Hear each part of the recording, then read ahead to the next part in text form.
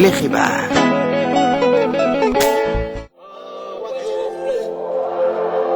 Vous les Africains, je dis, n'êtes-vous pas à ce bureau pour vous prendre en charge au lieu de vous emmener tuer à Yessac.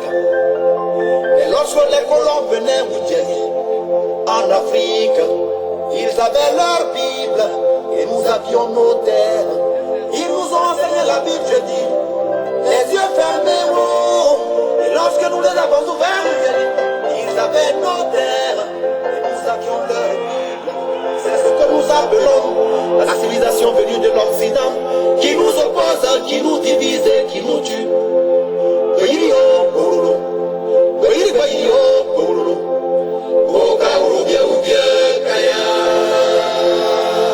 Mais lorsque les Blancs vivaient encore dans les cavernes, les Africains de l'Égypte construisaient les pyramides et étudiaient les mouvements des planètes.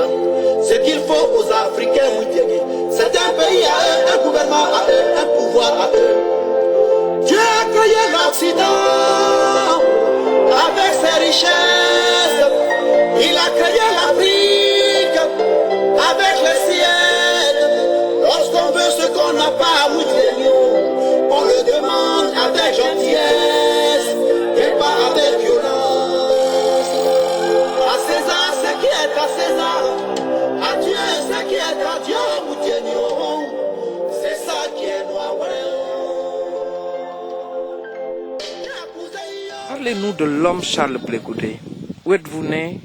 Votre cursus, votre parcours en tant que jeune garçon? Voilà, mon cursus, où je suis né, oui. Parce que je ne peux pas parler de moi-même. Vous savez que ça, je ne peux pas parler de moi-même. D'autres personnes qui me connaissent pourront vous parler de moi. Mais disons que je suis né à Gagnoua, qui c'est dans le centre-ouest de la Côte d'Ivoire. Je suis né précisément à Bogrobré, c'est mon village. C'est là que je suis né, le 1er janvier 1972. Et mes parents, mon père est planteur. C'est paysan, il est au village. Et voilà, j'ai intégré la Fédération estudiantine scolaire de Côte d'Ivoire quand j'étais encore au lycée. Mais j'ai commencé à... J'ai fait plusieurs lycées, j'ai fait plusieurs collèges, puisque j'étais avec mon grand frère qui est instituteur. Donc au gré de ses affectations, j'ai changé des lycées, j'ai coursé des collèges. Mais là où j'ai eu le baccalauréat, c'est au lycée classique d'Abidjan, qui est un des plus grands lycées de l'Afrique de l'Ouest, à Abidjan. Et c'est là que j'ai fait mes premiers pas de syndicaliste. Mais je n'étais pas dans un bureau. C'est plus tard, quand j'allais arriver à l'université, que j'allais intégrer la section du lycée classique de la cité universitaire de Yopougon, pour la FESI.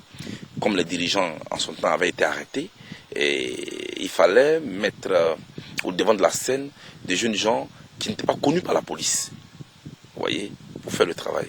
Donc les visages connus s'étaient mis en retrait. Nous avions commencé à travailler. Et c'était parti. Et donc j'ai intégré le mouvement, j'ai fait le bureau national. Après moi-même j'ai pris la tête du mouvement. Et puis voilà, on a connu plusieurs affres, les difficultés des prisons. Je vous le dis, on a été arrêté, moi par exemple, à près de 8 reprises par le pouvoir Bédier, le pouvoir PDCI, qui ne voulait pas de contestation, qui ne supportait pas la contradiction. Mais écoute, c'était le prix à payer. Et on vous a arrêté pourquoi? Mais on m'a arrêté pour mes opinions.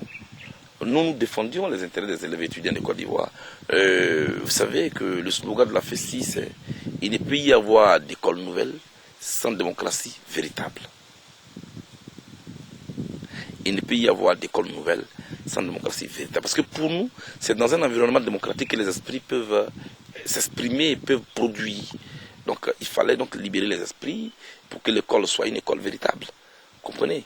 Mais le pouvoir en son temps voyait les choses autrement. On nous traitait des bras séculiers de pouvoir. Donc derrière nous, on voyait toujours les partis de l'opposition, de Laurent Gbagbo. On nous arrêtait partout. Souvent, on laissait même les militants de ces partis-là en paix, c'est nous qu'on arrêtait d'abord. Donc voilà un peu pourquoi on nous a arrêtés.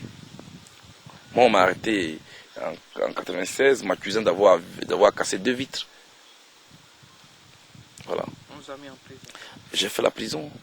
J'ai été condamné à plusieurs reprises par le pouvoir en son temps. Mais je me dis que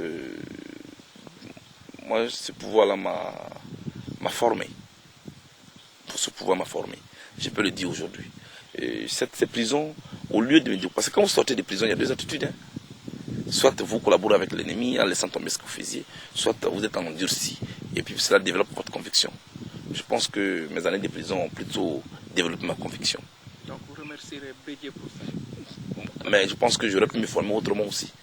On se forme. Je positif cette prison. Sinon, c'est pas. Il y a beaucoup de personnes qui sont formées dans ce monde-là sans être passées par la prison. Mais c'est parce que, je veux dire, dans l'esprit du combattant que je suis, il faut positiver, je veux dire, tout ce que l'on a voulu utiliser comme moyen pour m'étouffer. Bon, jeune, au début, c'était pas curiosité. On dit oui, les étudiants ils sont en grève, on les suit, on les élève.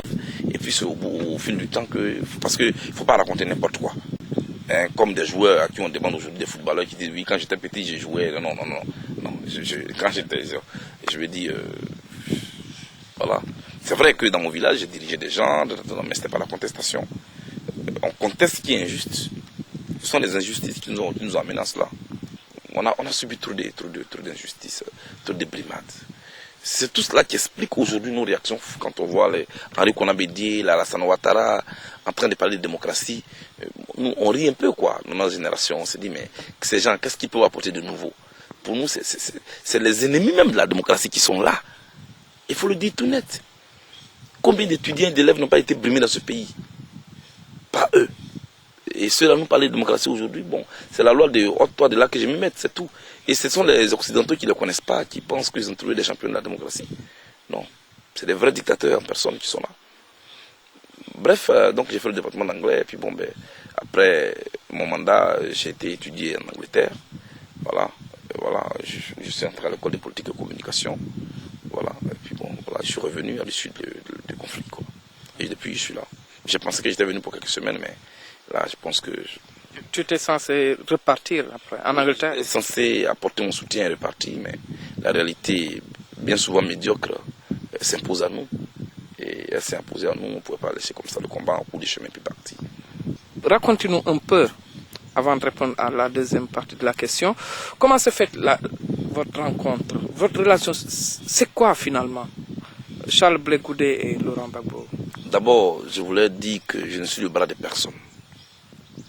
Et dans toute ma démarche, toute ma vie, je me suis donné un principe, être moi-même.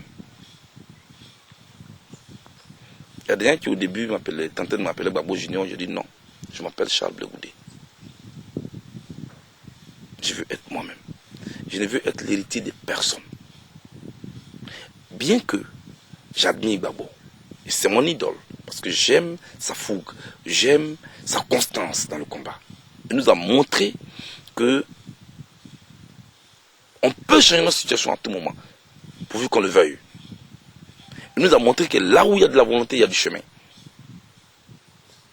Donc je l'admire. Cependant, je ne veux pas être son héritier. Lui-même n'étant l'héritier de personne, il est l'héritier de son propre combat. Il est le fruit de son propre combat. Alors, voulant lui ressembler, il faut qu'il soit le fruit de mon propre combat. Ceux qui ne connaissent pas ne savent rien de cette crise, pensent qu'on nous convoque chez Gbagbo pour nous donner des ordres. Non. Gbagbo est un homme ouvert qui discute.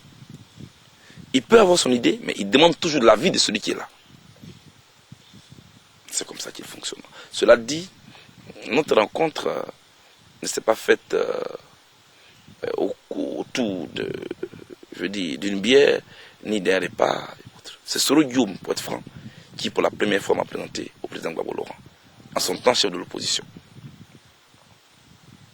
Mais il m'y a amené à la veille du congrès de la FESI, afin que le président Gbagbo puisse me dissuader, pour que je retire ma candidature au profit de Karamoko Yayoro qui était le dauphin de Soro Dioum. Bien entendu, chose que j'ai refusée.